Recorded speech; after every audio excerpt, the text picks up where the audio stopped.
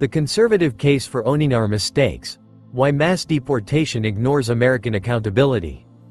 I have lived my entire life as a staunch conservative. I believe in borders, sovereignty, the rule of law, and the fundamental principle that a nation without borders ceases to be a nation. Under normal circumstances, anyone entering this country unlawfully should face immediate removal. But our current reality is not normal, and conservatives must have the moral courage to confront why. For 4 years under the Biden administration, our border was not simply mismanaged, unlawful entry was actively tolerated, facilitated, and encouraged. Millions of foreign nationals made life-altering decisions based directly on the explicit signals and lax enforcement of the United States government. They were told, in effect, that the door was wide open.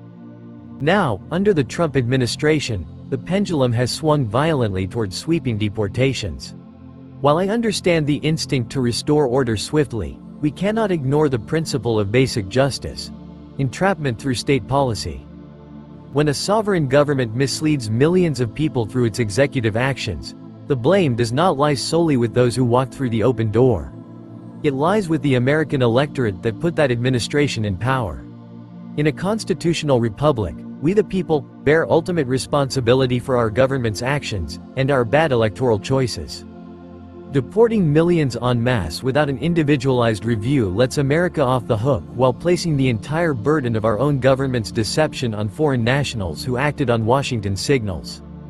The truly moral, conservative path forward is not blind expulsion, nor is it blanket amnesty. It is accountability. Full vetting and adjudication. Treat every individual currently here as if they are formally applying for legal admission from scratch. Conduct rigorous interviews, background checks, and merit evaluations. Remove the real threats.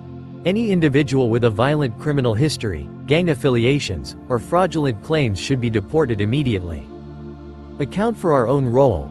Those who are honest, hardworking, and law-abiding aside from the border crossing should be given a structured, transparent process to be evaluated fairly.